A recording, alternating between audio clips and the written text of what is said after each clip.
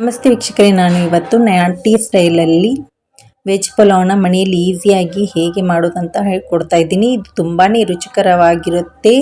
Veg ಪಲಾವ್ದಷ್ಟೇ biryani taste ಅಂತ ಇದು ಕೊಡುತ್ತೆ. ನೀವು ಬಿರಿಯಾನಿ ತಿನ್ನದೇ ಇರೋರು ಕೂಡ ಇದನ್ನು ಸಿಂಪಲ್ಲಾಗಿ ಫಟಾಫಟ್ ಅಂತ ಮಾಡ್ಕೋಬೋದು. ನಾನು ಇಲ್ಲಿ ಕುಕ್ಕರ್ಗೆ 2 ಸ್ಪೂನಷ್ಟು ಎಣ್ಣೆನ ಹಾಕ್ಕೊಳ್ತಾ ಇದ್ದೀನಿ. ಡ್ರೈ ಸ್ಪೈಸ್ ಮಸಾಲೆನ ಹಾಕ್ಕೊಳ್ತಾನೆ.